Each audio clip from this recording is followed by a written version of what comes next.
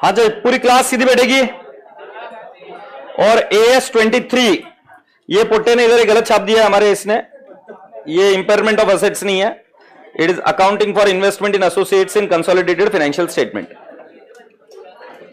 Okay,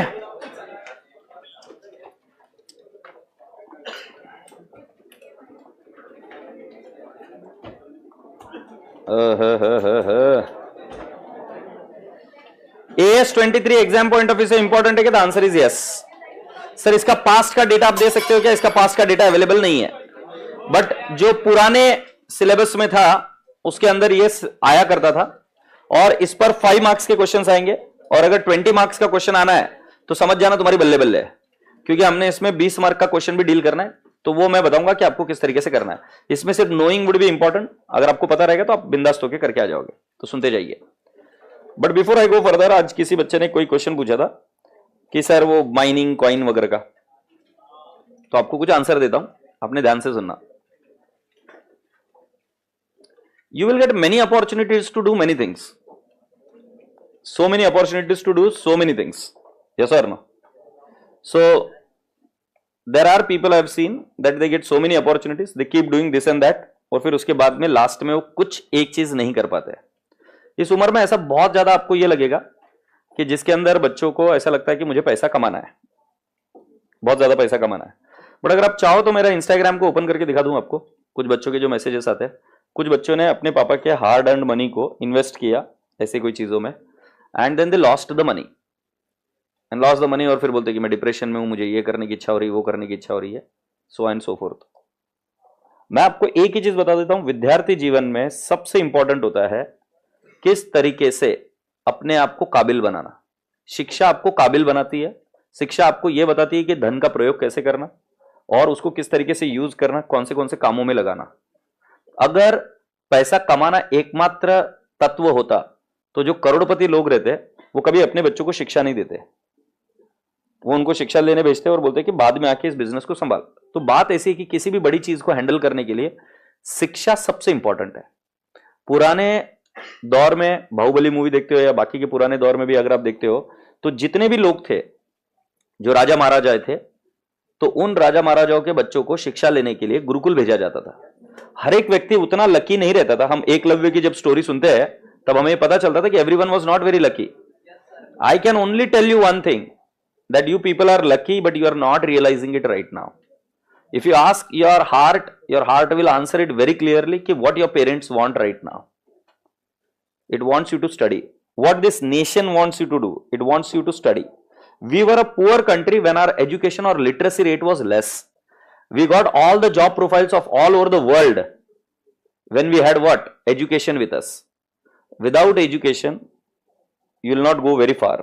अभी लगता है एनर्जी है तो तुमको लगता है दोनों चीजें हो जाती, ये मिथ है, ये भ्रम है, ऐसा नहीं हो सकता। जितनी भी आपकी एनर्जी है वो सारी की सारी पढ़ाई में लगाइए या अपने शरीर को स्वस्थ रखने में लगाइए। शरीर स्वस्थ रहेगा तो बुद्धि अच्छी चलेगी, और फिर जो पैसा आपको लग रहा है ना अभी कमाने का, वो ज्योमेट्रिक प्रोग्रेशन में कमाओगे आप।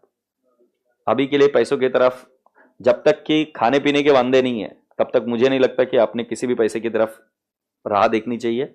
आपने सीधा सिंपल सा एक काम करना है कि you should just focus on your studies. Can I ask in this intelligent class, anyone has done job here? How much you have earned?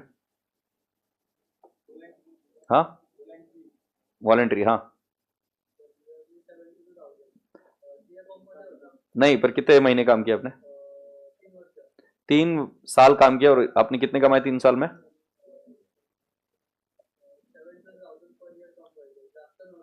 72,000 per year वो कमाते थे, राइट? आप per month? Okay, what did you do? CA firm, and you used to earn 35,000 per month. Huh? Okay. Where did you work? No, which city? Huh? Bangalore. Okay, Bangalore is a different city, but I'm sure that 35,000 won't be sufficient there. Okay.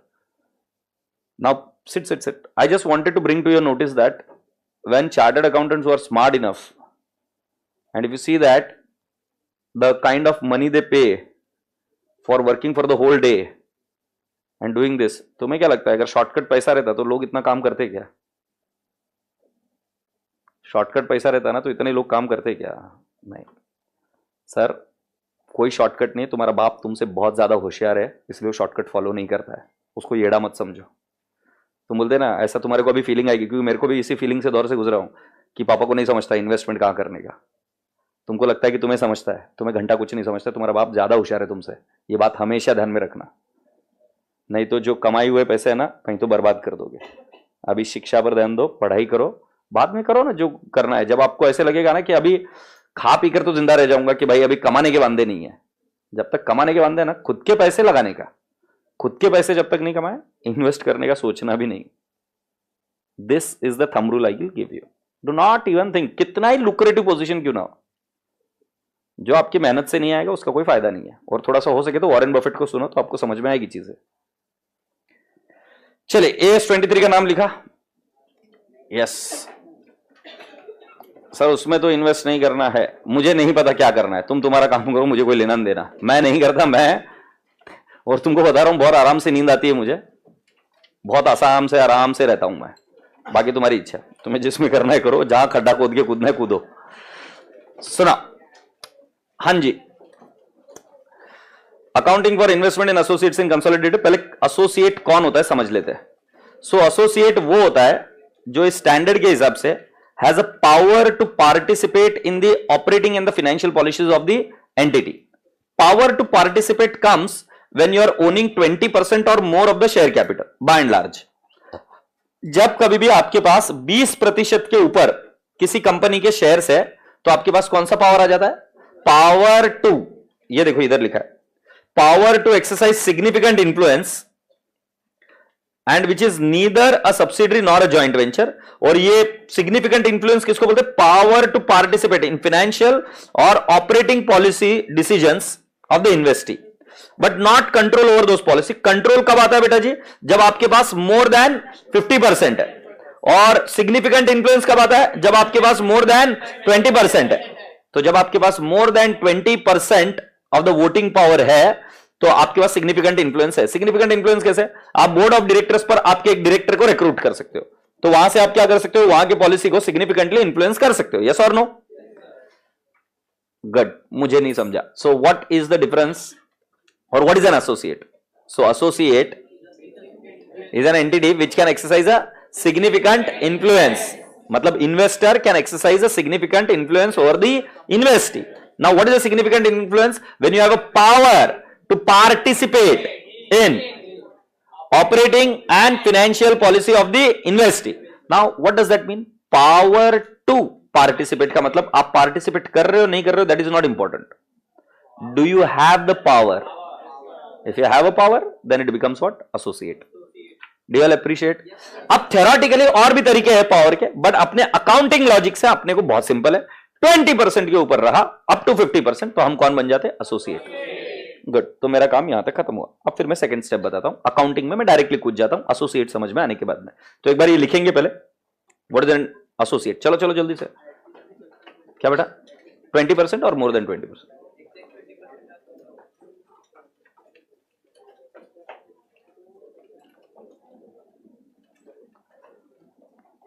An associate is an enterprise. चलो चलो जल्दी लिखो। An associate is an enterprise. ये related party में भी काम आएगा। AS18. An associate is an enterprise in which investor has significant influence. Investor has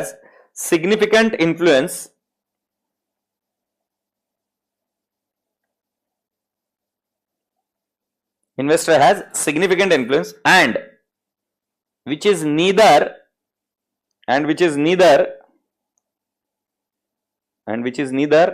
subsidiary nor joint venture. Joint venture के लिए लिख दो AS27। ये इसके बाद का नेक्स्ट स्टैंडर्ड कल जो हम डिस्कस करेंगे वो AS27 है, जॉइंट वेंचर। ओके, तो जो सिग्निफिकेंट इंफ्लुएंस एक्सरसाइज कर सकता है, बट जो सब्सिडरी नहीं है, मतलब या ज्वाइंट वेंचर नहीं है। Is that okay? आगे लिख देते। सिग्निफिकेंट इन्फ्लुएंस का मीनिंग लिखो बेटा, और ये इंपॉर्टेंट है, लिख लेना। सिग्निफिकेंट इन्फ्लुएंस इंपॉर्टेंट है। It is a power to participate, it is power to participate, it is power to participate in the financial, it is power to participate in financial and or power to participate in the financial and or operating policy decisions and or operating policy decisions of the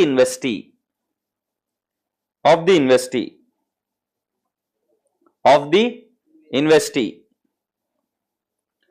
but not control over those policies. Controls arises from what, my dear friend? Holding subsidiary relationship, but not control over those policies. आगे लिखिए। It is assumed that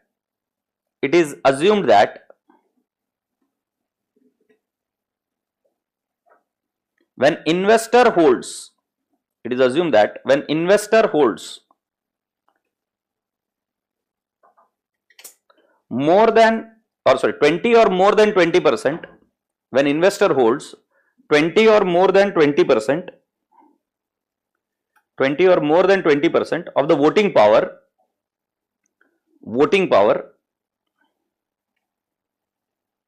in the bracket directly or indirectly, in the bracket directly or indirectly,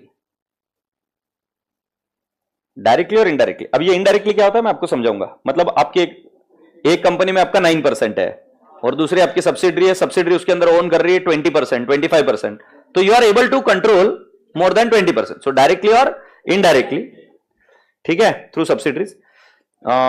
then आगे लिखे, it is presumed that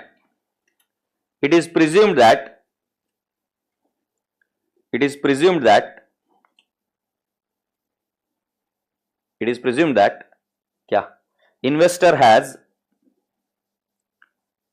has significant influence.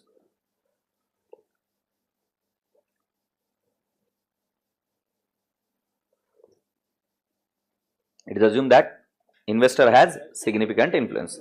अच्छा, अब ये standard पूरा का पूरा प्रैक्टिकल है, इट इज नॉट थ्योरेटिकल। तो इस बार की जो मॉड्यूल है आपकी स्टैंडर्ड की, मैं आपको बता रहा हूं बेहद सुंदर है।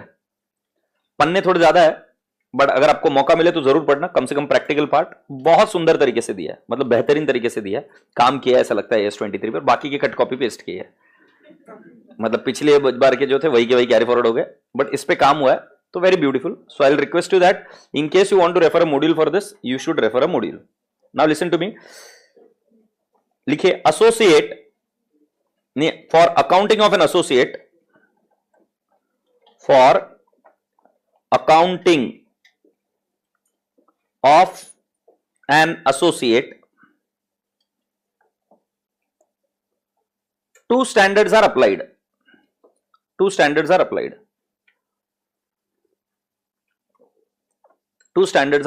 applied. ठीक है? For accounting of an associate, two standards are applied. In standalone parent. अब स्टैंडअलोन पेरेंट मतलब जैसे टाटा मोटर्स का इन्वेस्टमेंट है मोर than 20% in precision camshaft, so it is not a subsidiary, it is an associate. So Tata Motors standalone में आप कितने में दिखाओगे आपका, या वो किस तरीके से अकाउंटिंग करोगे? सो मैं आपको बता रहा हूं AS13 investment accounting would be followed.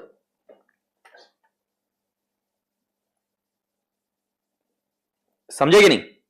माने स्टैंडअलोन फाइनेंशियल स्टेटमेंट में AS13 फॉलो होता है, ठीक है। बट अगर मान लो एंटिटी कंसोलिडेटेड फाइनेंशियल स्टेटमेंट बना रही है, कंसोलिडेटेड फाइनेंशियल स्टेटमेंट तब बनते हैं जब उस एंटिटी की कोई एक सब्सिडरी है। जब आप कंसोलिडेटेड फाइनेंशियल स्टेटमेंट बनाते हो, कंसोलिडेटेड फाइनेंशियल स्टेटमेंट जब आप बनाते हो, सो कंसोलिडेटेड फाइनेंशियल स्टेटमेंट के लिए मैं आपको बताता हूं AS23 फॉलो होता है। तो एस 23 कहां फॉलो होता है बेटा? कंसोलिडेटेड। स्टैंड अलोन में तो it is shown as an investment AS 13 के हिसाब से। ये तो एस 21 में भी देखा था, कंसोलिडेटेड फाइनेंशियल स्टेटमेंट मतलब एस 21। बट अगर हम स्टैंड अलोन में बोलेंगे तो कैसे दिखाएंगे? Investment AS 13। से यस और नो? सो एस 13 क्या बोलता है? जितने में एक्वायर किया उतने में दिखा दो, स्टैंड अलोन क्लियर है। अब जब एस 23 है वो कौन सा मेथड बोलता है? Equity method. इस मेथड का नाम क्या है? Equity method. लिख लो, विच मेथड? Equity method. चले भी आगे। रसगुल्ले सुनो, सम इंपॉर्टेंट एडजस्टमेंट्स। हाँ बेटा, ये लिखा नहीं क्या? लिखो।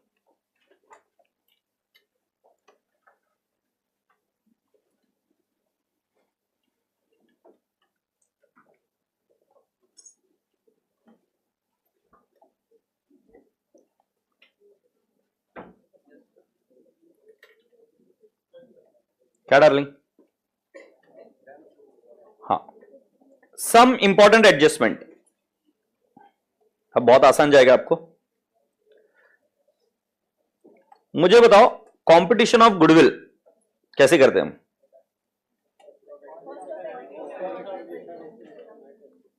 सो हम लिखते हैं फिर competition of goodwill. So competition of goodwill oblique CR लिख दूं क्या? सो हम लिखेंगे cost of acquisition. Cost of acquisition. अब वो नहीं लिखेंगे यार, net asset represented by, directly लिखेंगे शेयर कैपिटल का जितना स्टेक है। एग्रीड? मतलब हम लिख रहे proportionate stake of our equity. Equity माने नेट एसेट, नेट एसेट माने share capital plus reserves and surplus on the date of acquisition. So can I not से proportionate amount of share capital? ऐसी झूठी झूठी बातें मत करो, आप पहले ही ऐसे ही लेते थे। फिर आपको मैंने सिखाया था लेस करना प्री एक्विजिशन रिजर्व। अब प्री एक्विजिशन रिजर्व को हम क्या बोलेंगे? Proportionate amount of reserve on date of acquisition. बोलो हां। पिल्लिया, ये माइनस करने के बाद में ये क्या मिल जाएगा हमें? पॉजिटिव आया तो गुडविल, नेगेटिव आया तो सीआर। बरोबर है?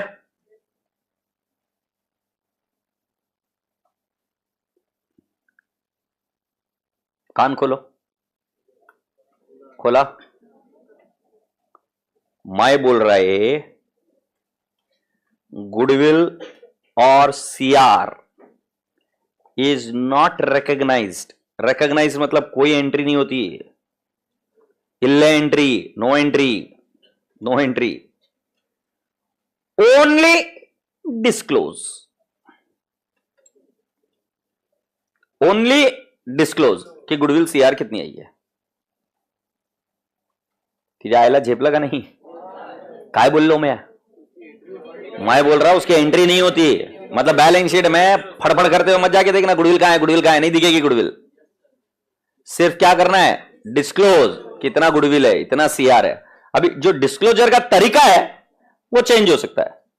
सो आपकी जो ये टेक्स्ट बुक है, कंसेप्ट बुक, उसमें डिस्क्लोजर का तरीका अलग तरीके से दिया है, और जो आपकी मॉड्यूल का बुक है उसके अंदर डिस्क्लोजर का तरीका अलग से दिया है। मैं आपको दोनों ही तरीके बता दूंगा, दोनों ही तरीके सही है। सही सर? डिस्क्लोजर पाजी सुन लीजिए, परफेक्ट तरीका नहीं होना चाहिए। उन्होंने बोला कि गुडविल और सीआर शुड बी डिस्क्लोज, बात खत्म। अब वो डिस्क्लोजर के कुछ लोगों का एडलेस करके दिखाते कुछ लोग, और कुछ लोग इन द ब्रैकेट दिखा देंगे। कबूल है? तो बेटा जी गुडविल और सीआर जो कुछ भी कैलकुलेशन है, वो कैलकुलेशन तो बिल्कुल एस 21 के जैसे होगा, बट वो सिर्फ डिस्क्लोज होगा, इट इज नॉट रिकॉग्नाइज्ड। आगे बढ़े। ये कौन से तारीख के दिन होता है? As on date of acquisition. As on date of acquisition हुआ, ये लिख दिया, as on date of acquisition होता है। फिर आगे लिखे सब्सिक्वेंटली। क्या हो बेटा?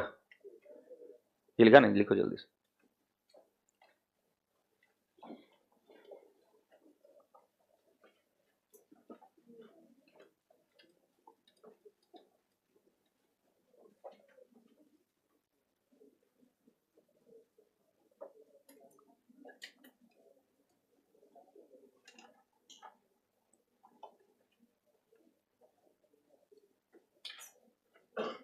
शैल we proceed?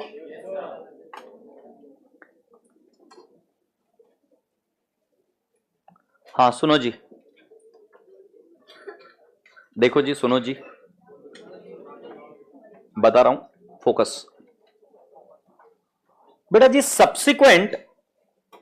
Subsequently equity method is followed, ठीक है? तो इसको विजुअलाइज करना, ये कंसोलिडेटेड फाइनेंशियल स्टेटमेंट है, हम इक्विटी मेथड कैसे फॉलो करते हैं? सो हम लिखेंगे इन्वेस्टमेंट इन एसोसिएट,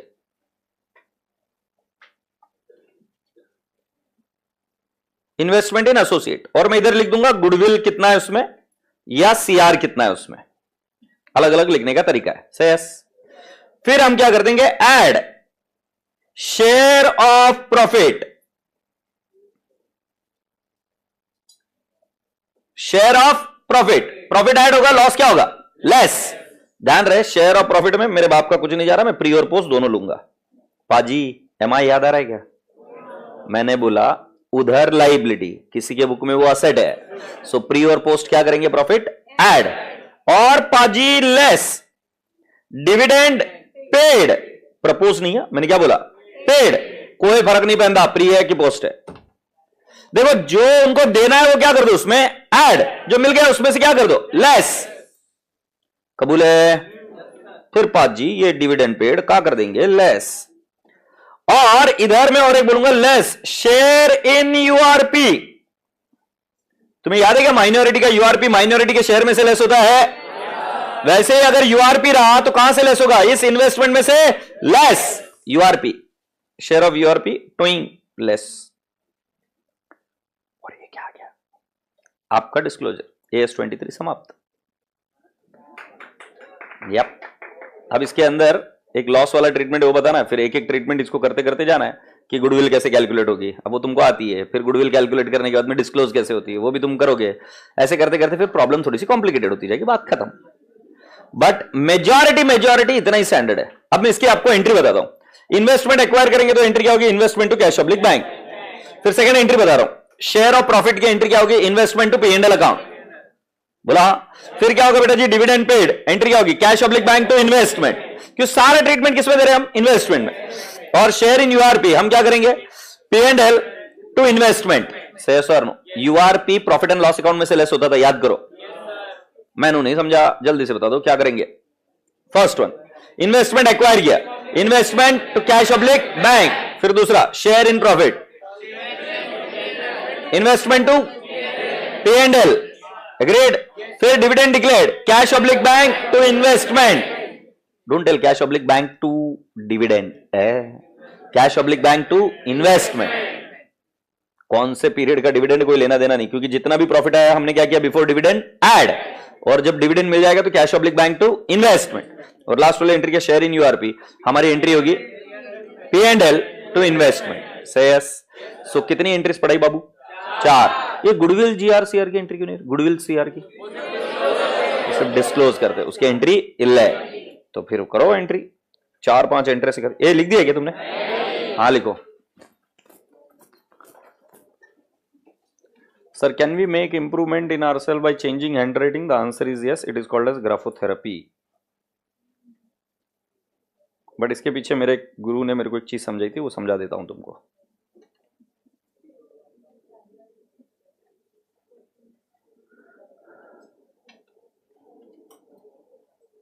काय ताई, काय होत है, मन लगता है, घरी जायचंय, ग्रुप 2 करताय हो? हाँ, कुछ कुछ बच्चे रहते, ग्रुप 2 शुरू होने के पहले एक बार घर जाके आ जाता हूँ सर, मतलब ग्रुप 1 गया, अभी ग्रुप 2 भी जाएगा।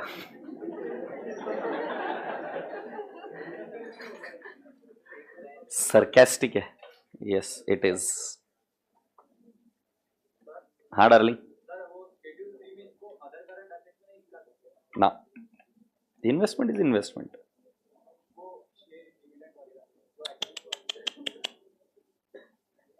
सर वो इन्वेस्टमेंट में क्या ट्रीटमेंट है ये बता दिया। अभी तुम बोलेंगे कैश पब्लिक बैंक तो कैश में जाएगा, करंट असेट में। अगर तुम बोलेंगे कि सर डिविडेंड रिसीवेबल है तो डिविडेंड रिसीवेबल करंट असेट में जाएगा, वो ठीक है। But I am talking about investment. In AS23, I am only talking about how equity method works. So this is equity method. Equity method का rule क्या है कि जितना प्रॉफिट है, जितना मेरे को बिलोंग करता है, मेरे में ऐड कर दो, और जितना तुमने मुझे दे दिया वो लेस कर दो, बात खत्म. Are we done? सो चलिए एंट्री लिख लीजिए.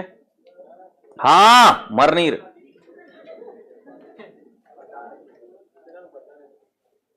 बताता हूँ, ये एंट्री लिखकर बताऊंगा. नहीं बताऊंगा, बाढ़ में जा. पहली एंट्री, इन्वेस्टमेंट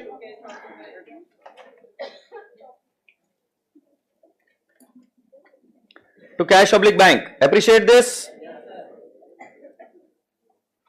सेकेंड एंट्री क्या होगी? Share of profit. ये एक्विजिशन की एंट्री हुई है ना. फिर शेयर ऑफ प्रॉफिट. लॉस रहा तो उल्टा होगा बेटा entry. So share of profit की एंट्री बता रहा था मैं, लास्ट लिख दिया. Share of profit. What is the entry? Investment to P&L account. ये कितना लिखेंगे investment? Share of profit only. Share of associate. Third, dividend मिला, डिविडेंड रिसीव्ड.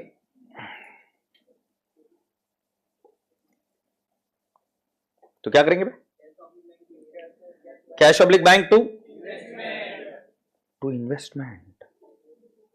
ओह,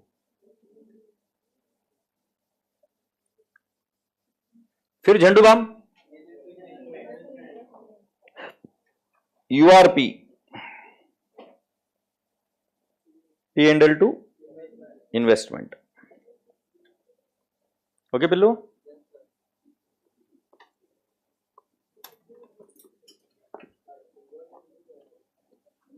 AS23 ओपन करो. हाँ बेटू, AS23 ओपन करो.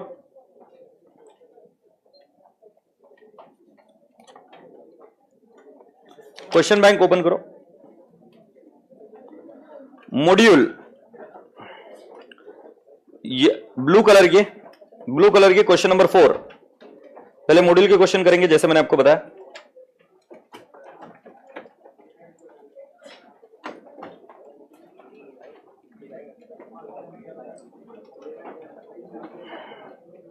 नहीं ना आवाज करो please.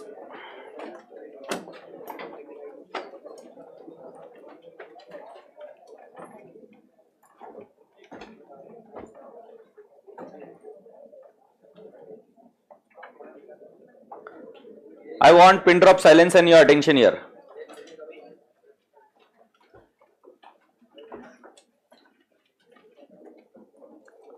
A Limited acquired 45% of B Limited. So B Limited is an associate. B Limited is an associate. And if A Limited is preparing consolidated financial statements, then B Limited के अंदर जो investment है, it would be accounted for using equity method of accounting. So on April 2021, and the price paid was 15 lakh. This is cost of acquisition. Following are the extract of the balance sheet of B Limited as on 1st April. मतलब उसी दिन. So मतलब बेटा जी share capital और reserves and surplus दिया हुआ है. B Limited has reported net profit 3 lakh and paid dividend of 1 lakh for the year ended 31st March 22. Calculate the amount at which the investment in B Limited should be shown in the consolidated balance sheet of A Limited. Again, the answer is very simple. What I'll do is first I'll say competition of goodwill or goodwill or CR. So goodwill और CR कैसे calculate होता है? देखो, cost of acquisition. Can I से 15 लाख? फिर हम करेंगे share capital 10 lakh का 45%, 4,50,000. And I write down reserves and surplus. I write down 6 lakh into 45%. बराबर लिखा गया बेटा मैंने. सो 6 लाख का 45%, 2,70,000. कबूल है? ये दोनों आइटम को माइनस कर देंगे तो कितना आ जाएगा? 15 लाख माइनस 4,50,000 माइनस 2,70,000 कितना आएगा? 7,80,000. ये क्या आ गई? गुडविल. क्लियर है? मैंने पूछा गुडविल रिकॉग्नाइज होती है कि डिस्क्लोज होती है? अब इसको डिस्क्लोज करने के दो तरीके हैं।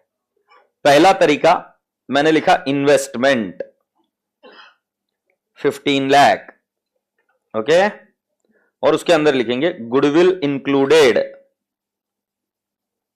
7,80,000। ये एक तरीका हुआ। This is option 1। There is one more option which is followed by module, option 2। ये मॉड्यूल फॉलो करती है। मॉड्यूल क्या बोलती है कि लिखो पहले investment at cost, I will write down 7,20,000, add goodwill 7,80,000, या हम ऐसे करेंगे शेयर इन नेट एसेट लिखते हैं इसको, शेयर इन नेट एसेट, बराबर है। तो हमने क्या बोला कि भाई साहब शेयर इन नेट एसेट 7,20,000 और गुडविल कितना है 7,80,000, तो मेरा आएगा इधर इन्वेस्टमेंट 15 लाख। बेटा जी मैंने रिकॉग्नाइज नहीं करा, मैंने सिर्फ डिस्क्लोज करा कि हमें नेट एसेट 720 की ही मिली और हमने गुडविल का 7,80,000 रुपए दिया इधर, तो हमने टोटल इन्वेस्टमेंट 15 लाख का किया। तो ब्रेकअप दिया कि आपने कितना एक्स्ट्रा पैसा दिया इस इन्वेस्टमेंट को एक्वायर करने के लिए। एग्रीड। अब इसके बाद में क्या करते हैं हम, ऐड शेयर इन प्रॉफिट। ये करंट ईयर का शुरू हो रहा है। शेयर इन प्रॉफिट बेटा जी मेरा कितना है 45%। So can you people tell me 3 lakh का 45% कितना आएगा? 3 लाख का 45% 1,35,000। और फिर मैं बोलूंगा लेस डिविडेंड रिसीव्ड। बेटा जी टोटल डिविडेंड उन्होंने पे कितना किया है 1 लाख, मुझे 1 लाख में से कितना मिला होगा 45,000। एग्रीड। तो 45,000 मैंने क्या कर देना है लेस।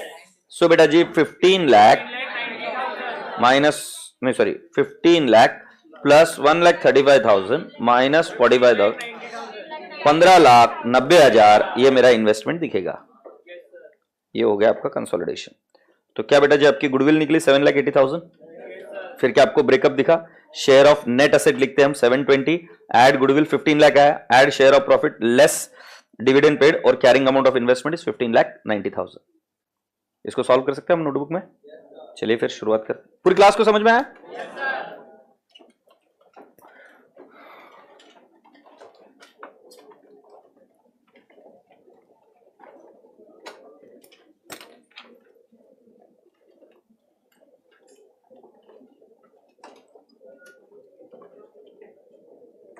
सो लिखते हैं competition of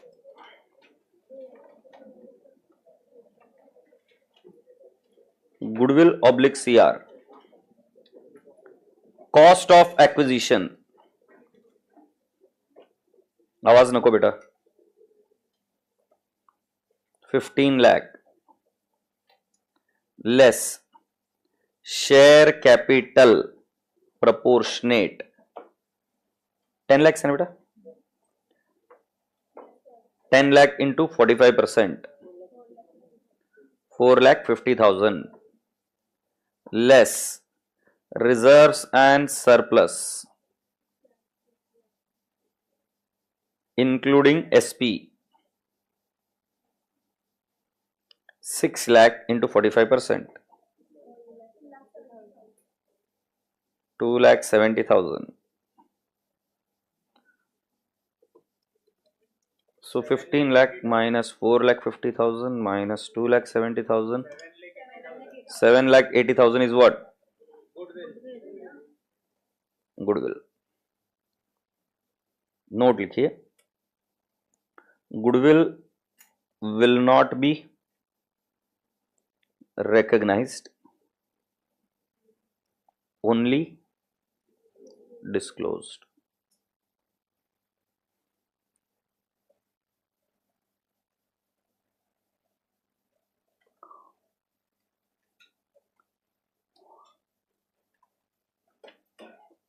Second point, accounting of associate. Accounting of associate in CFS, consolidated financial statement. Which method you use? Equity method. So when you use equity method,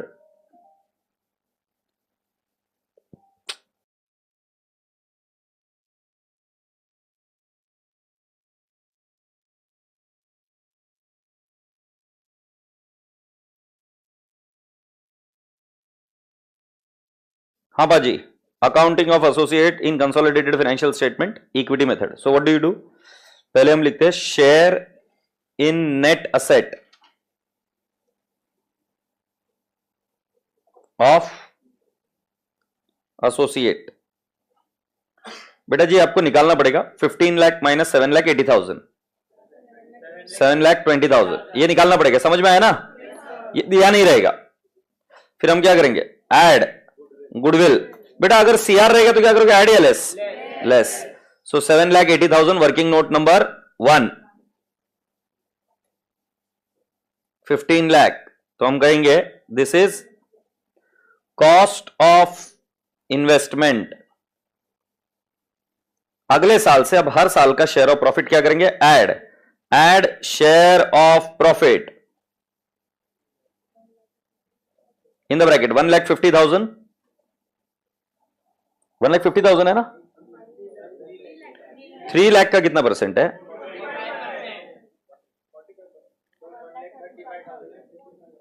1,35,000. Okay. Less dividend received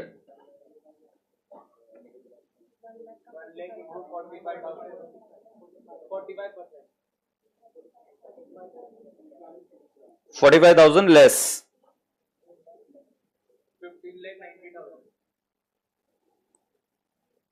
15,90,000 is your carrying amount of investment.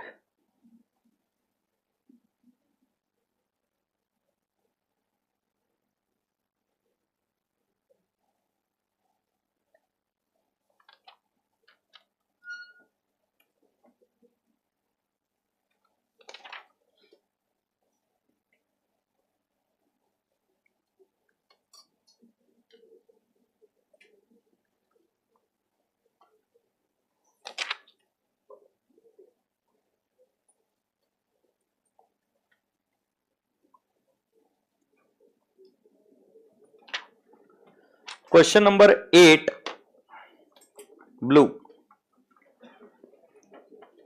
Question number 8, blue.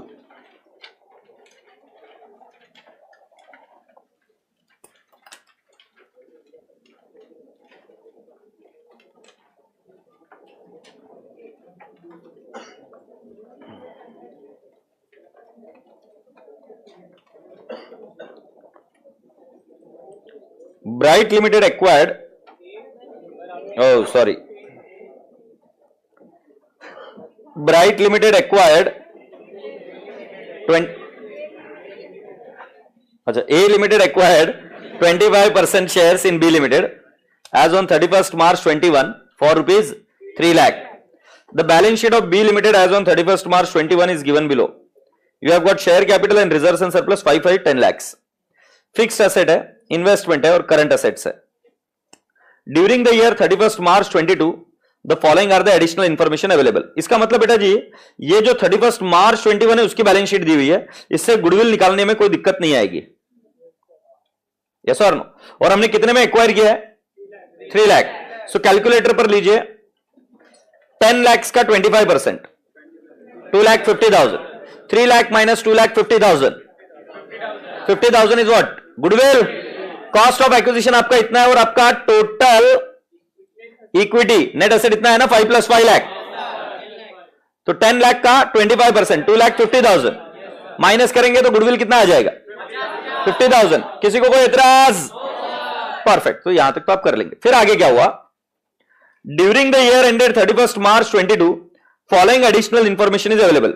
A limited receive dividend from B limited for the year ended 31st March 21 at 40% from the reserve. आपको tension नहीं लेने का है. तुमको क्या करने का है? जो करंट ईयर का प्रॉफिट है वो क्या करने का? ऐड. और जो डिविडेंड रिसीव्ड है वो क्या करने का? लेस. अबे प्री एक्विजिशन है कि पोस्ट एक्विजिशन डिविडेंड कोई नहीं, ट्रीटमेंट एक ही है, लेस कोईगा. आगे क्या? B Limited made a profit of 7 lakh. बेटा 7 लाख को क्या करेंगे? 7 लाख का 25% कितना आएगा? 1,75,000 ये क्या करेंगे, ऐड। और डिविडेंड कितना है बेटा जी हमारे पास, शेयर कैपिटल कितना है उसका, 5 लाख का 25%, 1,25,000 इंटू 40%, क्योंकि डिविडेंड इज 40% ना बेटा, कितना, वापिस से बताऊं dividend calculation, 5 lakh share capital पूरा हमारे पास नहीं है, हमारे पास कितना है 25%, सो 1,25,000 हमारे पास है क्या, इंटू 40%, क्योंकि डिविडेंड रेट कितना है 40%, कितना आ रहा है, सो 50,000 क्या करेंगे, लेस। पॉइंट क्लियर बेटा जी। B limited declared dividend at 50% for the year ended 31st March 22 on 34/2002. This is not declared during the year ended 31st March 22. It is maximum proposed. नहीं समझ रहे हो क्या बोल रहे, हमारा ईयर एंड कौन सा है इसके बाद में, ये 2021 है, फिर ये 31st March 22 है ना, सो March 22 में पिछले साल का डिविडेंड मिला, मतलब 21 का 22 में मिला, बराबर है। बट बेटा जी ये जो है ये अगले साल में रिसीव होगा ना, क्योंकि डिक्लेयर कब है 34 का। ये एक्चुअली आपके लिए ट्रैप है, इसका कुछ नहीं करना है, ये झांसा है, ये प्रपोज्ड डिविडेंड है।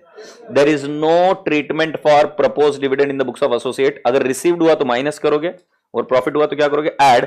लास्ट के एडजस्टमेंट का कोई ट्रीटमेंट नहीं है। A Limited is preparing consolidated financial statement with accordance with AS 21 for its various subsidiaries. Calculate goodwill if any. कितना goodwill calculate किया आपने, 50,000। फिर next, how A Limited will reflect the value of investment in B Limited in the consolidated financial statement. So हम पूरा investment का treatment बता देंगे, क्या करेंगे हम, पहले कॉस्ट ऑफ इन्वेस्टमेंट, एग्रीड, और उसके अंदर शेयर ऑफ गुडविल, बात खत्म। फिर उसके बाद में अगर आप नेक्स्ट बोलेंगे शेयर ऑफ प्रॉफिट ऐड, फिर dividend received less. Share of profit आपका कितना आया था, 1,75,000 आया था क्या, और डिविडेंड रिसीव्ड कितना आया था, श्योर हो गया? एक बार ओरली आंसर निकालने का मजा ही अलग है। कैलकुलेटर पर लो, इन्वेस्टमेंट शुरुआत में कितना था, 3 lakh, add share of profit आपने बोला 1,75,000 लेस डिविडेंड रिसीव्ड कितना, 50,000, कितना आएगा, तुम बोल रहे हो 4,20,000, ये 4,25,000। स्वीकार है क्या, बेस्ट है। और गुडविल आपने कितनी निकाली थी, इनके हिसाब से तो गुडविल नील है।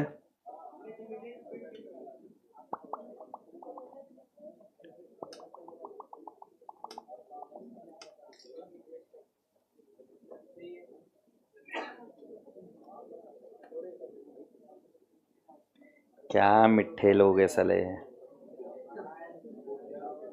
जान खा जाते साले। ठीक है करवा देते हैं, ये भी कोई बड़ी बात नहीं, ये भी ट्रीटमेंट आता है तुमको। बट तुम्हारे आंसर तो मैच हो गए। चलो प्रेजेंटेशन इनका फॉलो कर लेंगे, इनके अपने बाप का क्या जा रहा है, चले लिख लेते। अच्छा मुझे बताओ डिविडेंड रिसीव्ड आप क्या करते हो, ऐड या लेस? श्योर हो ना? अच्छा किस तरह से लेस करते हो, तुम श्योर हो? तो जब इन्वेस्टमेंट से लेस करते हो तो वो P&L में जाएगा क्या, कैसे जाएगा, नहीं जा सकता। तो तू उसको प्री एक्विजिशन डिविडेंड बोलकर लेस कर, या डायरेक्टली मेरा शॉर्टकट डिविडेंड रिसीव्ड माइनस कर, प्री एक ही पोस्ट है, बात तो एक ही है सर। मैं ज्यादा लॉजिकल बात कर रहा है, मैं ज्यादा लॉजिकल बात कर रहा है। ठीक है बाढ़ में जाओ, मैं सही बोल रहा है, मान नहीं रहे मेरी बात। लिखो लिखो, competition of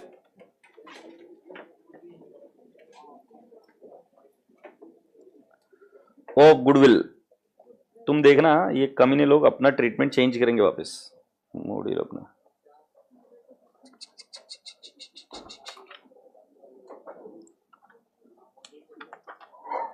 wow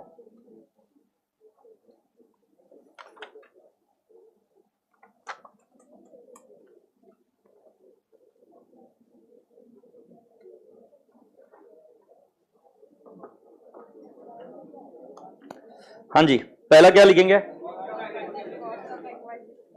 cost of acquisition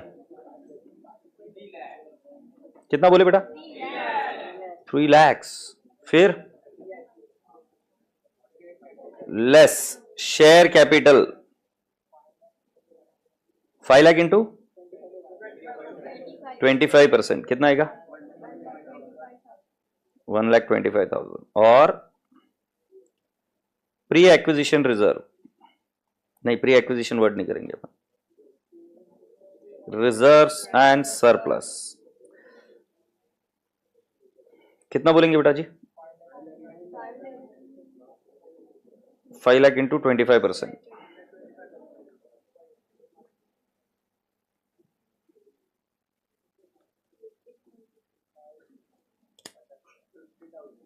$50,000 is what? ठीक है, देन हम लिखेंगे accounting of investment in consolidated financial statement. Which method are we following? Equity method.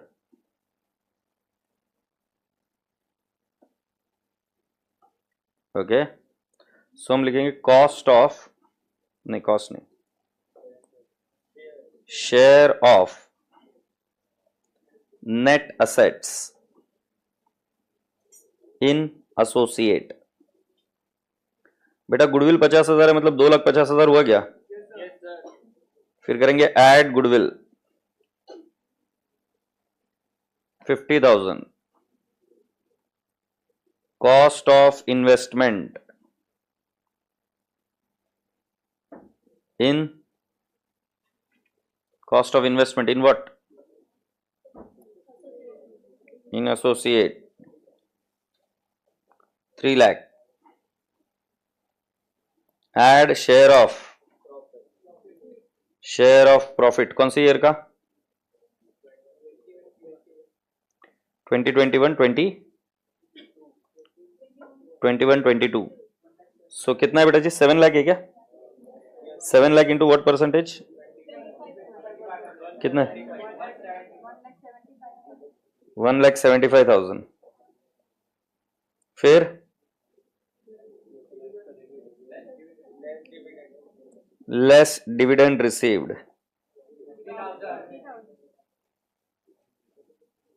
ये हमें निकालना पड़ेगा 5 lakh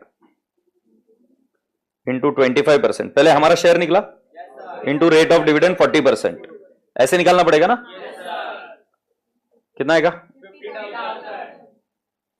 50,000।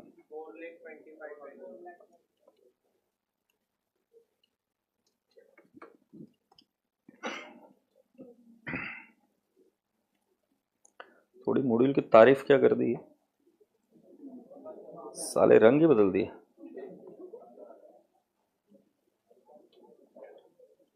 Carrying amount of investment, yes,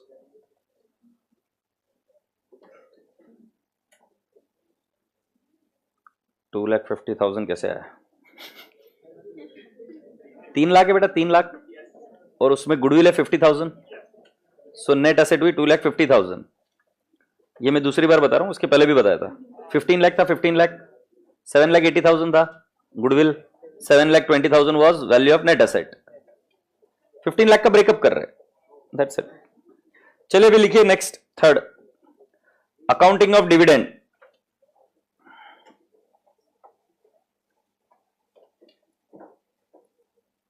accounting of dividend, accounting of dividend लिखिए पांडे जी। सो लिखिए, for the dividend received, dividend received for the year ended 31st March 21 in the year 21-22, बराबर लिख रहा हूं ना भाई, इसमें डेट्स बहुत ध्यान से देखने पड़ेंगे, बराबर लिखा मैंने, right, will be subtracted from cost of investment। बेटा इसका कोई सेंस है क्या P&L अकाउंट में दिखाने का? मॉड्यूल ने जबरदस्ती अदर इनकम को घुसेड़ा, मैं जबरदस्ती कंफ्यूज कर दूंगा तुमको, क्या सेंस है? जब आप एंट्री जानते हो cash oblique bank to investment, बात ही खत्म हो गई। हम इनकम को घुसेड़ी क्यों रहे? हाँ, अगर किसी वो पोट्टे ने डिविडेंड रिसीव्ड है और उसको पता नहीं है, तो उसने क्या लिख दिया, डिविडेंड रिसीव्ड फ्रॉम एसोसिएट, उसने पीएनएल में डाल दिया, तो हमको क्या करना पड़ेगा फिर? पीएनएल में से लेस कर और उसको इन्वेस्टमेंट में से क्या करना पड़ेगा? लेस। ये हम कंसोलिडेटेड पीएनएल में भी, कंसोलिडेटेड बैलेंस शीट में भी करते थे, सीओसी में से लेस और नोट नंबर 5 से लेस। याद आ रहा है क्या? सेम ट्रीटमेंट है। Now next, dividend for the year 22-23 is only proposed, बराबर है ना? is only proposed, no treatment for same is required.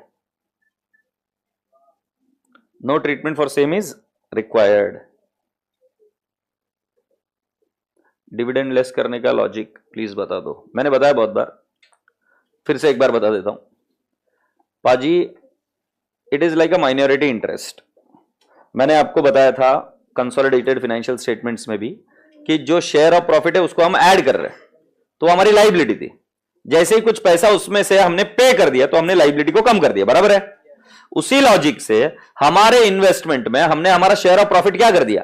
Add. तो हमने कहा ये हमारा इन्वेस्टमेंट है, बट उसमें से कोई पैसा मिल गया तो माइनस कर दो। अभी फॉर एग्जांपल आपका डेटर है 5 लाख का, आपको उसमें से मिल गया 40,000, तो 40,000 आप डेटर्स में से लेस करोगे कि नहीं? सो वैसे ही आप क्या कर रहे हो, हर साल आपका share of profit equity method से क्या कर रहे हो? ऐड। और जो डिविडेंड मिल जा रहा है उसको क्या कर रहे हो? लेस। इतनी सी तो बात है।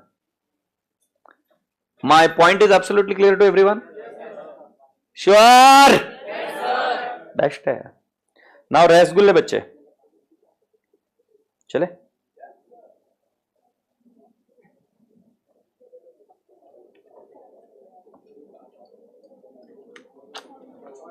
वो बात बताने की है, ठीक है?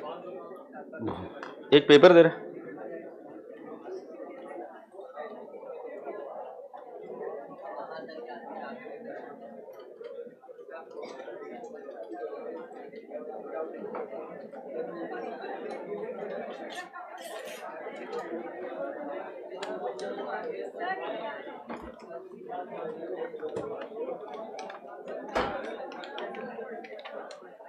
if you can understand, the graphology principle works on one thing, that your whole notebook is your life and you have a blank page every day. Every 24 hours you get a blank page. You can write whatever you want. And your whole notebook is what? Your life. Now my guru used to explain me that graphotherapy works. Graphotherapy works, yes. But some of the people take it in a completely wrong manner. Distorted manner.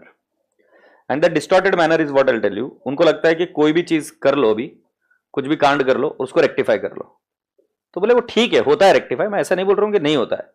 So somebody asked कि ऐसा ऐसा किसी ने कर दिया तो फिर हो जाएगा क्या? तो he said technically yes, but then he explain me one logic. तो ही सेड कि पेपर है, राइट?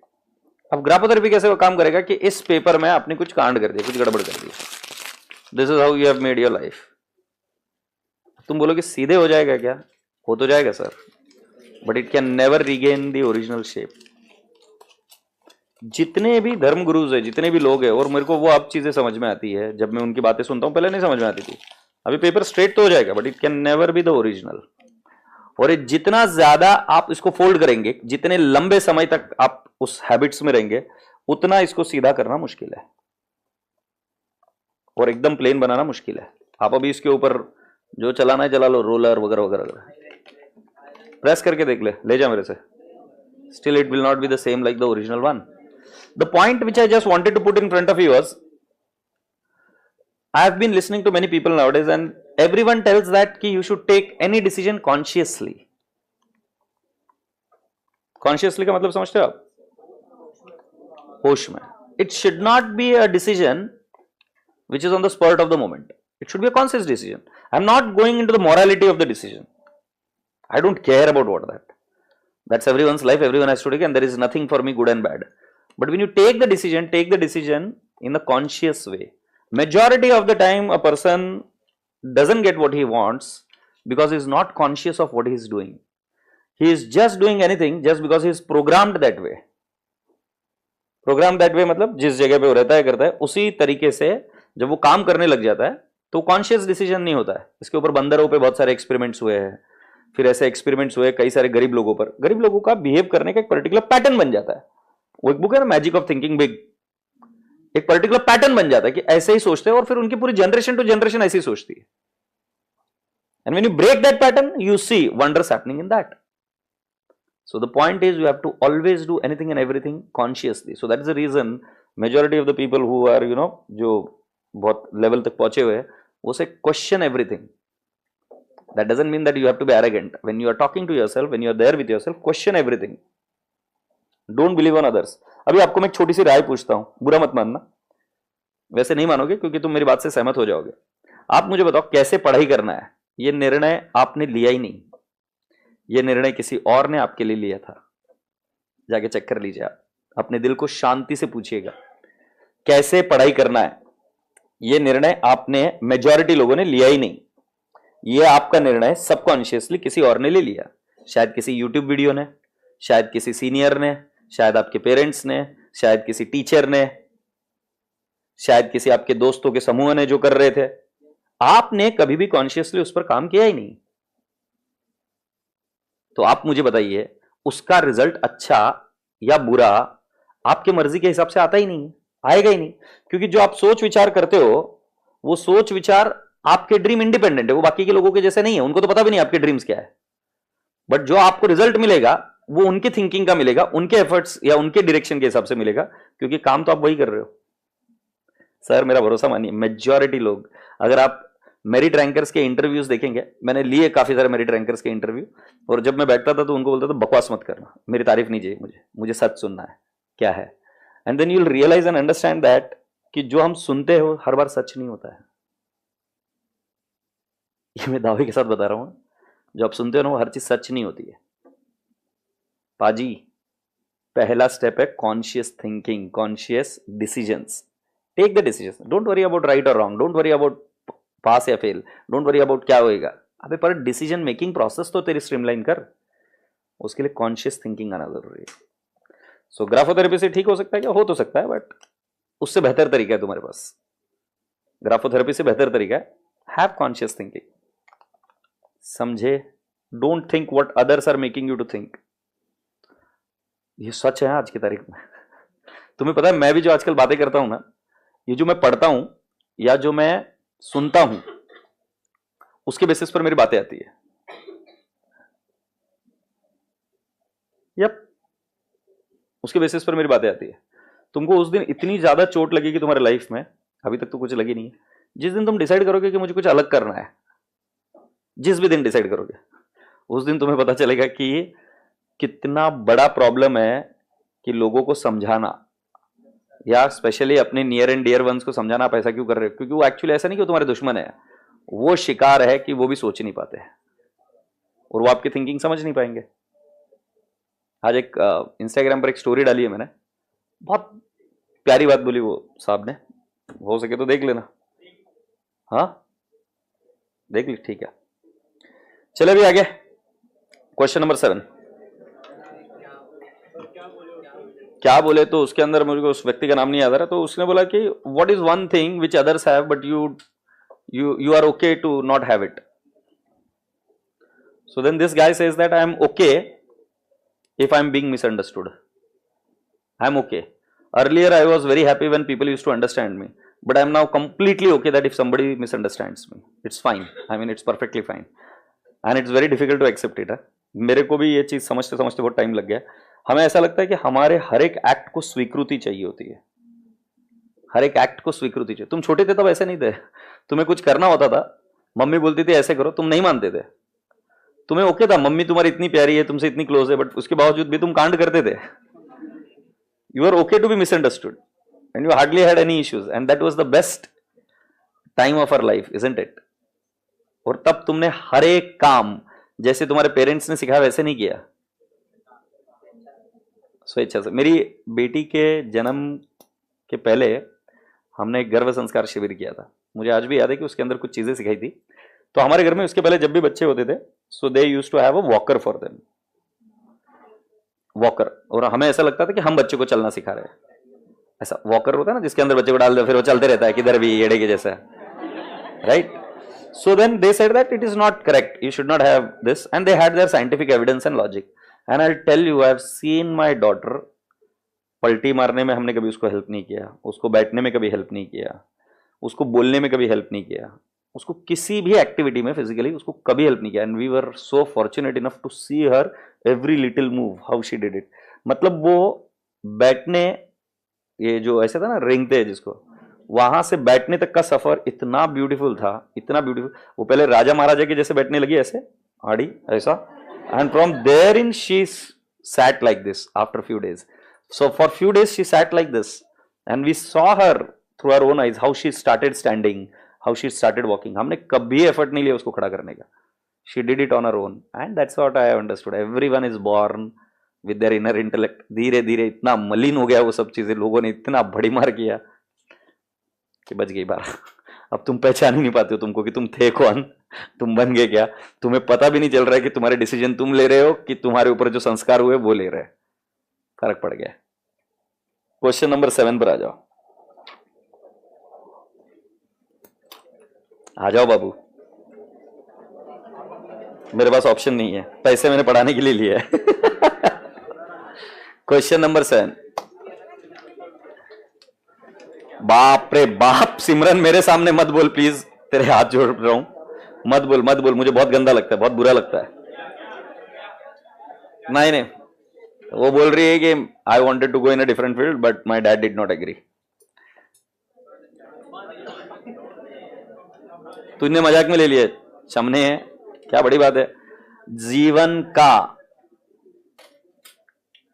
अगर आप रिटायर हुए 60 साल की उम्र में, 60-65 साल की उम्र में अगर आप रिटायर हुए, तो जीवन का 45% टाइम या 45 years of your life, 40 years of your life you are going to spend in your career.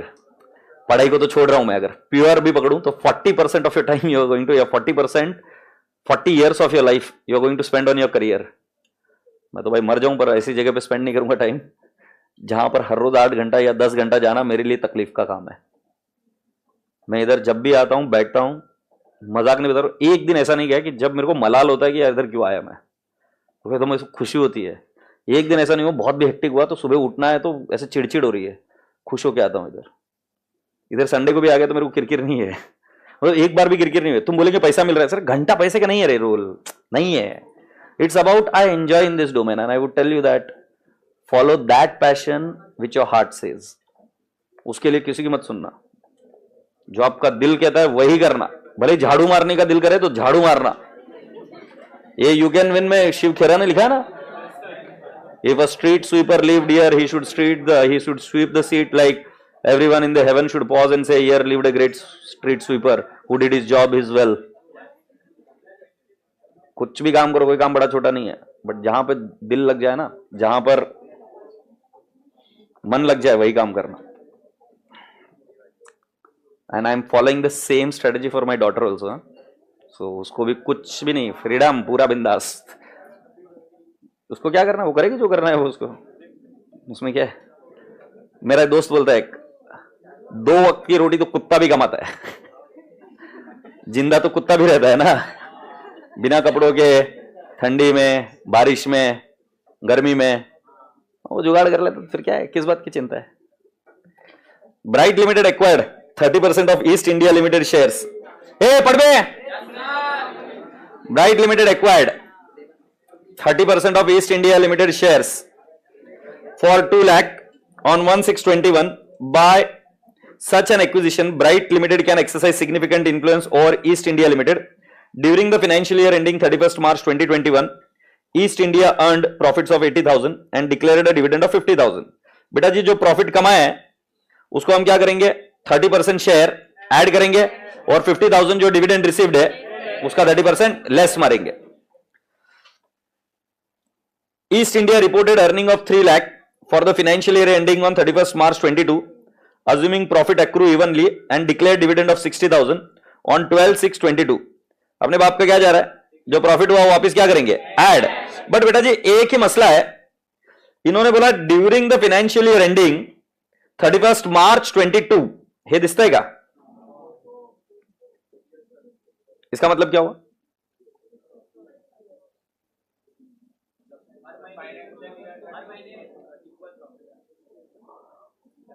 तो इसका मीनिंग क्या है कि आपका डेट ऑफ एक्विजिशन कौन सा है, 1621, 31 मार्च 22 के ईयर के अंदर ही हुआ है, और 6 महीने जो है वो क्या है, प्री है, 6 महीने 2 महीने, अप्रैल में 2 महीने प्री है, और बची का क्या है, पोस्ट है।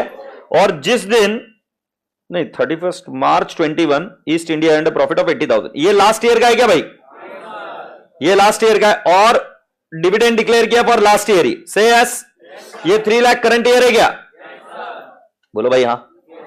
और बेटा जी एंड डिविडेंड डिक्लेयर्ड 60,000 ऑन 12/6/22, इसको बोलेंगे इग्नोर खुली आंखों से, वाई इग्नोर, ये प्रपोज्ड। देखो दिखने में बहुत कॉम्प्लिकेटेड दिखेगा बट बहुत आसान है, मैं तुमको कुछ कुछ चीजें पूछता है वो तुम मुझे बता दो, बता सकते हैं। पहले तुमको कॉस्ट ऑफ एक्विजिशन लिखना पड़ता है, लेस शेयर कैपिटल करना पड़ता है, लेस क्या करना पड़ता है, रिजर्व्स एंड सरप्लस कर देते, और फिर उसके बाद में गुडविल निकाल देते। गुडविल का कैलकुलेशन बिल्कुल वही करना जो आपने कंसोलिडेटेड फाइनेंशियल स्टेटमेंट में किया। तो अगर तुम चाहो तो फॉर्मेट भी वही यूज कर लो, share capital less pre acquisition dividend और वगैरह वगैरह कर लेना, सेस। वो जब एक बार हो जाए उसके बाद में आपको क्या करना बेटा जी, गुडविल का पोर्शन कितना है आपको पता चल गया, उसका डिस्क्लोजर दे देना। फिर उसके बाद में ध्यान में रखना, प्रॉफिट्स क्या करेंगे, ऐड, डिविडेंड डिक्लेयर क्या करेंगे, लेस, प्री और पोस्ट का कोई लेना देना नहीं। आगे बढ़ जाए, फिर calculate the carrying amount of investment in separate financial statement. Okay, now separate financial statement बेटा जी किसके बेसिस पर है, एएस 13। मैंने एएस 13 अभी तक पढ़ा है आपको नहीं, बट एक हिंट दे दूं क्या, pre acquisition dividend is subtracted as per AS 13, बोलो इंग्लिश में, pre acquisition dividend is subtracted as per AS 13 from the cost of investment, बराबर है। तो हम क्या करेंगे, कॉस्ट ऑफ इन्वेस्टमेंट लिखेंगे, उसमें से क्या लेस कर देंगे, प्री एक्विजिशन डिविडेंड, गुडविल का कोई लेना देना नहीं है। Next, consolidated financial statement of Bright Limited as on 31 March 22, again very simple, क्या करेंगे आप, कॉस्ट ऑफ इन्वेस्टमेंट लेंगे, ऐड क्या करेंगे, प्रॉफिट, लेस क्या करेंगे, डिविडेंड, आपको आंसर मिल जाएगा, और जो कुछ भी गुडविल का डिस्क्लोजर है वो दे देंगे। What will be the carrying amount on 36/22 in the consolidated financial statement, ये 36/22 क्यों, 12/6 को डिविडेंड दिया तो वो भी क्या हो जाएगा, लेस। हैप्पी। सो अभी इसको सॉल्व करने की कोशिश करने के पहले एक बार आंसर देख लेते हैं। पहले carrying amount of the investment, so बेटा जी 2 लाख है, अच्छा ये किसके हिसाब से, एएस 13, और उसमें से क्या लेस किया हमने, प्री एक्विजिशन डिविडेंड, तो हमें क्या मिल गया बेटा जी, कैरिंग अमाउंट। अब बेटा जी कॉस्ट ऑफ एक्विजिशन तो दे रखा है 2 लाख, ये 1 जून का है क्या, इसके पहले वाला साल कौन सा था, 31 मार्च 2021। देखिए 31 मार्च 21 के लिए कोई डिविडेंड दिया है क्या, दिया है क्या। तो अपने कंसोलिडेटेड फाइनेंशियल स्टेटमेंट के जज्बात को जागा करो और मुझे बताओ ये प्री है की पोस्ट है, ये प्री है की पोस्ट है, क्योंकि अपना एक्विजिशन 1 जून है, 1 जून के आगे का कोई भी डिविडेंड मिलेगा तो पोस्ट है, उसके पहले का कोई भी मिला तो क्या है, प्री है। अच्छा कंसोलिडेटेड फाइनेंशियल स्टेटमेंट के जज्बात को जागे करो वापस, मुझे बताओ प्री एक्विजिशन डिविडेंड मैं क्या सिखाया आपको, less from cost of acquisition, कबूल है क्या नहीं है बेटा, ऐसे भी डिविडेंड लेस ही होता, बट सेपरेट फाइनेंशियल स्टेटमेंट में एएस 13 फॉलो करना पड़ता, और एएस 13 में मैं बताऊंगा आपको कि आपका प्री एक्विजिशन डिविडेंड क्या होता, लेस। एसोसिएट में तो इजी है बे, सारे डिविडेंड जो भी रिसीव्ड है माइनस, प्री है कि पोस्ट है। अब तुमको डिसाइड करना है, तुमको 2 डिवीजन करना है तो प्री करके पहले लेस कर दो और पोस्ट बाद में लेस कर दो, मुझे कोई फर्क नहीं पड़ रहा, बट दोनों ही लेस होंगे। Consolidated financial statement, investment accounting के हिसाब से आप क्या करोगे, cost of investment less pre acquisition dividend, मुझे नहीं समझा, इस पर AS 13 pre acquisition dividend is what, subtracted from what, cost of investment, पक्का तो लिख दीजिए, हेडिंग लिखे इन separate financial statement,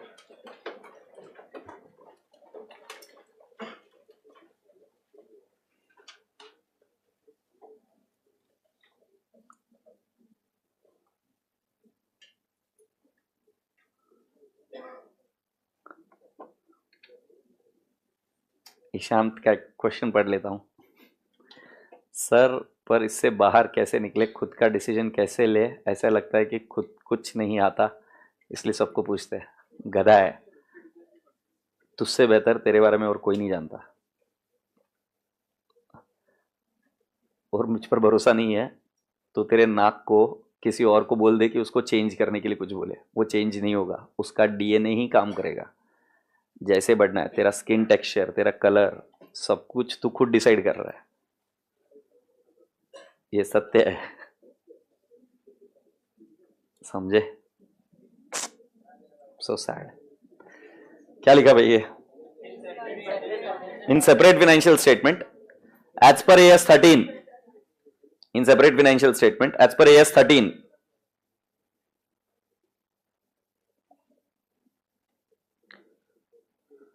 okay, pre-acquisition dividend, pre-acquisition dividend, pre-acquisition dividend, pre-acquisition dividend is what? Subtracted.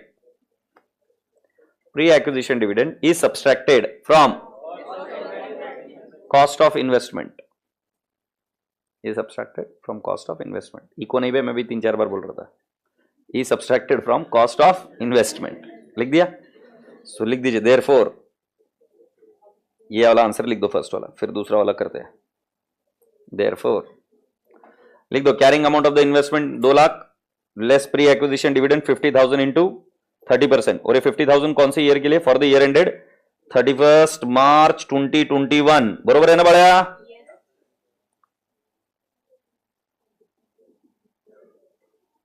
यही पागल कौन आवाज निकल रही भी?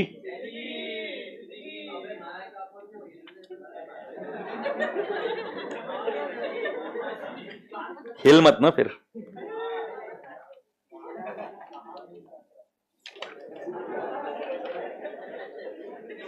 Shut up.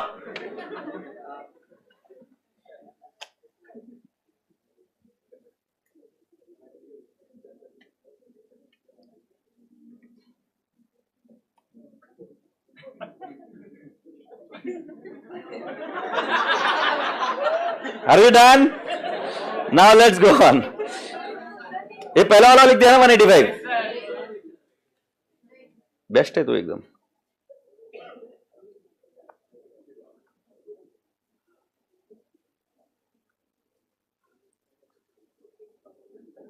ये पब्लिक नीचे का नहीं लिखने का, पहला वाला ही लिखना है.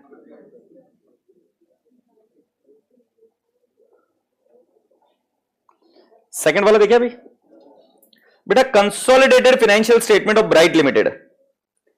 अब बेटा कंसोलिडेटेड फाइनेंशियल स्टेटमेंट में कैसे करेंगे हम?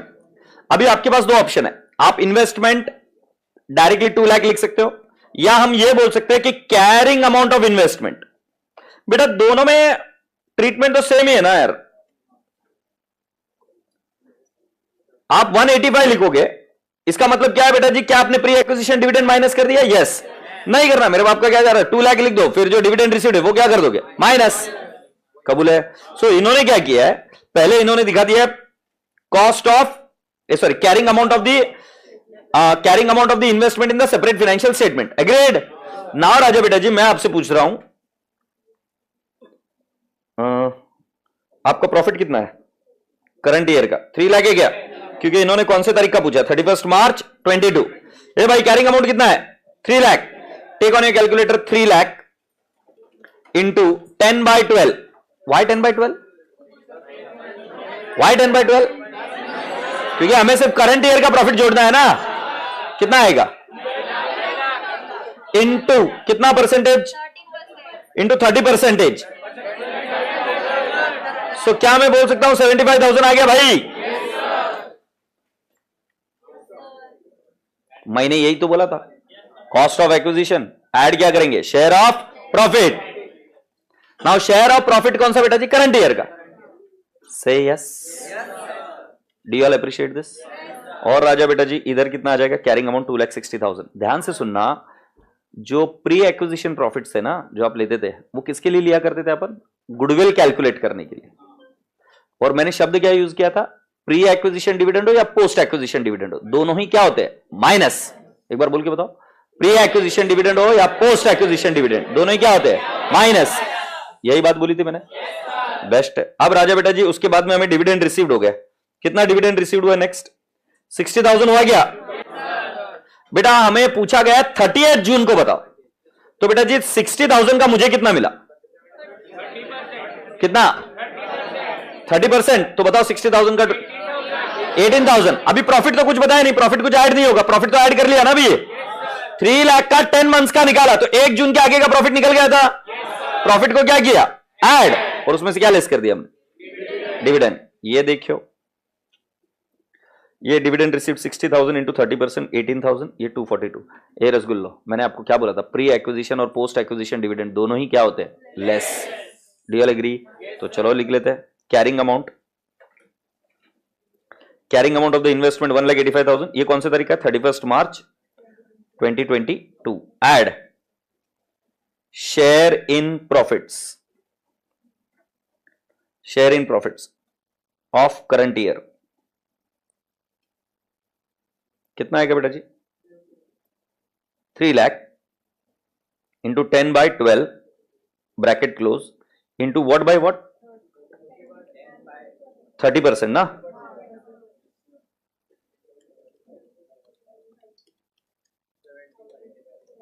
You mean 75,000? ये ऐड हो गया था। सो 1,85,000, 2,60,000। ये इन्वेस्टमेंट कौन से तारीख को हो जाएगा? As on 31 March 2022। फिर हम क्या करेंगे? Less dividend received,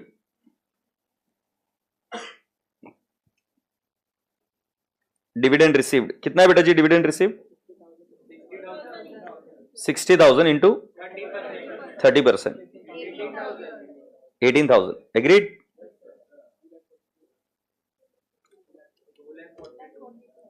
$2,42,000।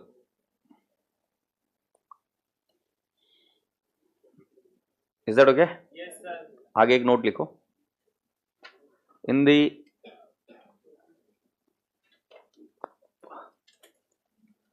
goodwill or CR is not calculated as not asked. Goodwill or CR is not calculated as not asked. Goodwill or CR is not calculated as not asked. बेटा इधर थोड़ा सा एक गड़बड़ हो गया, ये मैंने इधर गौरबोर लिख दिया, ये काटना पड़ेगा आपको। ये लिखा था ना आपने, ये प्री को काटना पड़ेगा। ये मुझे डिविडेंड पेड प्री और पोस्ट इधर लिखना था, वो मैंने शेयर ऑफ प्रॉफिट में लिख दिया था। मेरे को लगा ही था कि कुछ मिस्टेक हुआ है उधर।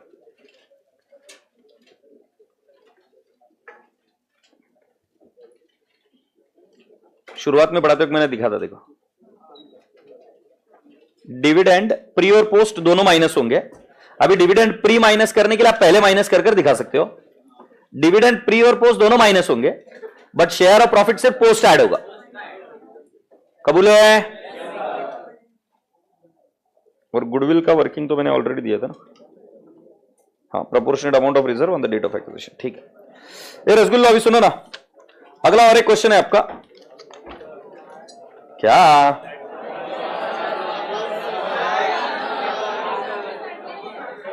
संडे हो गया? मैंने क्या पाप किया है? 7:30 के पहले तो छोड़ने का सवाल ही नहीं है।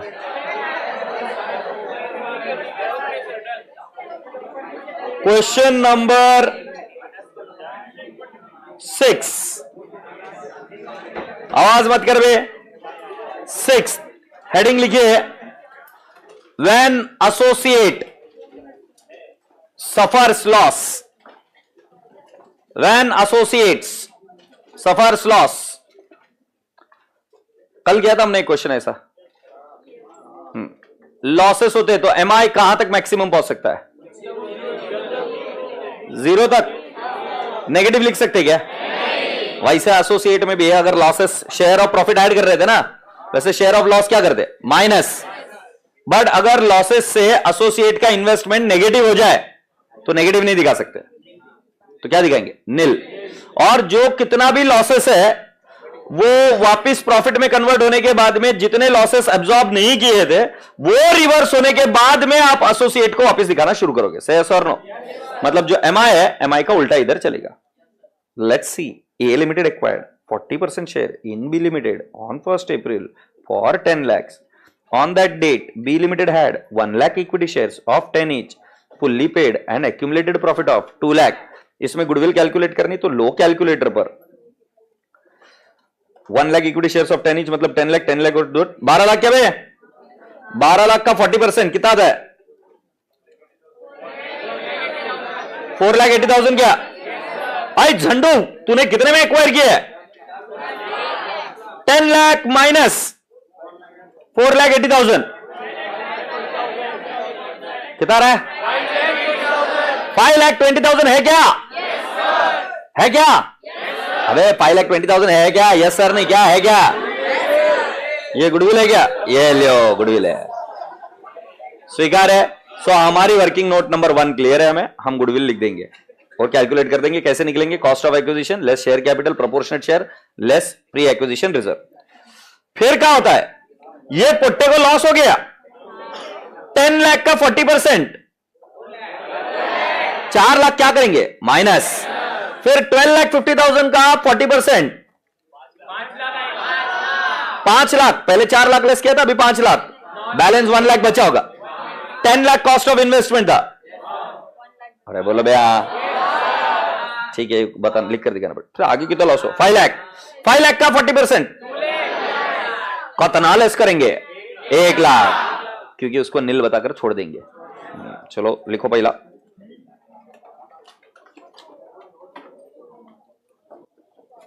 Sorry, Gudiya. I'm leaving, beta. I understand your pain. I'm sorry. I completely sympathize with you. But I'm just asking you, किसने बोला था कि जाओ बेटा सीए करो बहुत स्कोप है उसको पकड़ो एक बार जाके साले तू भी कर मेरे साथ एक बार कंपटीशन ऑफ गुडविल और सीआर जरा एक बार बेंचेस को फील करो कितनी कड़क है देखो इधर आकर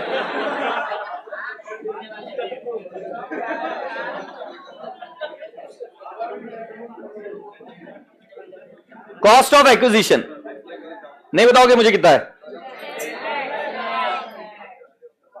फिर लेस करेंगे share capital mummy share capital कितना है 10 लाख का बिल्कुल सही जवाब 4 lakh less pre acquisition reserve लिख दो तुम्हारे लिए रिजर्व लिख दो हाँ लिखो रिजर्व लिखो कितना है रिजर्व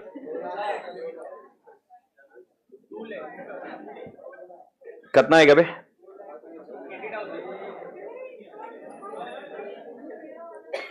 तुम्हें पता है मेरी बहुत याद आएगी तुमको एग्जाम में नहीं एग्जाम में मैं बोल रहा था एसोसिएट के बारे में तुमको मजा छूच रही थी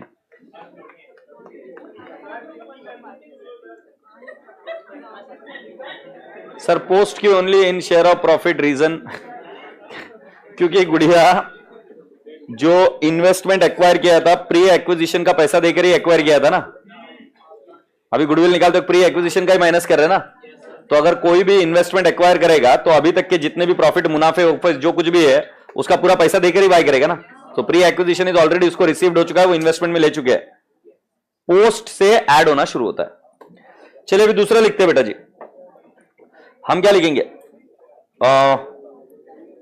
carrying amount of investment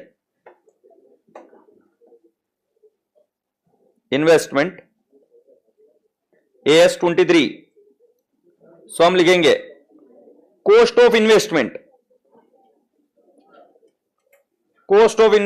A zone 1421 10 lakh अच्छा वो जो गुडविल का तरीका था मैंने बोला था कि ऐसे भी लिख सकते हैं इंक्लूडिंग गुडविल कितना 5,20,000 स्वीकार है फिर हम करेंगे लेस शेयर ऑफ लॉस बेटा 10 लाख इंटू 40% 4 लाख माइनस हो जाएगा डिविडेंड का तो कोई सवाल ही नहीं है कितना आएगा 6 लाख तो हम कहेंगे इसको कैरिंग अमाउंट ए जोन 31st March 2022। बेटा अगर कोई पूछे इस 6 लाख में कितना गुडविल है तो आप कितना बोलोगे? 5,20,000 ही ना। फिर लेस शेयर ऑफ लॉस। बेटा what is the loss? into how much? 40%. Can I have the amount please? Say I say 5 lakh? Less. 1 lakh. So beta ji, can I not say carrying amount? A zone 23. Hey Pandey. Hey Pandey. ध्यान से सुनना, इधर है ना फचकना मत कि sir 1 lakh में goodwill included है 5,20,000, वो एग्जामिनर कोमा में जाएगा। समझ में आया ना? वो राइट ऑफ होते होते अभी 1 लाख बच गया है, तो ऐसे येड़े चाले नहीं करने का। इधर लिख सकता है मैं इधर तक कि गुडविल कितना है इसमें 520, इधर गुडविल गई अभी, उड़ गई गुडविल। समझ में आ रही है ना बात? नहीं समझा है? बेस्ट है बेटा। अब ये हर बार मैंने आपको क्या बताया था कि एसोसिएट का जितना भी गुडविल है ब्रैकेट में डिस्क्लोज करना पड़ता है। अब पहले ईयर में आप गुडविल दिखाओगे 520, परफेक्ट है। दूसरे ईयर में 6 लाख तक का इन्वेस्टमेंट दिख रहा है तो 520 क्या दिखा सकते हैं? गुडविल, परफेक्ट है। अबे 1 लाख बचा उसमें 520 गुडविल कैसे बोलेंगे? अबे एग्जामिनर छोड़, पप्पा मारेंगे पकड़ के। और आगे क्या करेंगे? लेस अगरबत्ती शेयर ऑफ लॉस। कितना पे? 5 लाख इंटू 40%, 2 लाख। बट क्या हम 2 लाख लेस करने की औकात है क्या हमारे पास? हम कितना लेस करेंगे? Is equal to 2 lakh restricted to 1 lakh.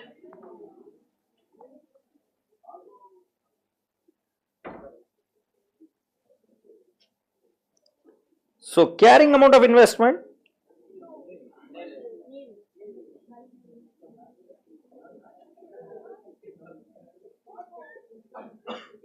ठीक है। इसको है ना बहुत पेल पेल के बताया उन्होंने, हर एक का कैलकुलेशन अलग अलग किया है। इनके बाप का राज है। कितना लिखा है, कितना छापा है, एकदम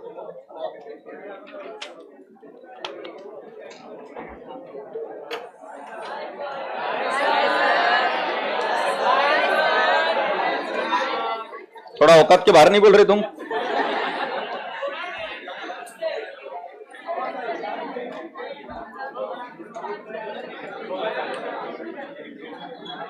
अच्छा सुन लो,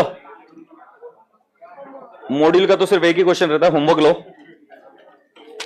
होमवर्क लो। और कभी भी है ना इनके आंसर्स मत देखकर सॉल्व करना, तुम आप ही करना। ऑरेंज 1, ऑरेंज 2, ऑरेंज 3,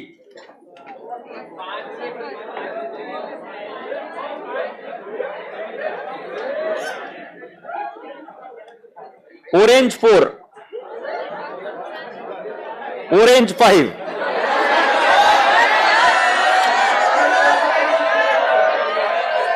संडे है इसलिए रहम खा रहा हूं, छोड़ रहा हूं।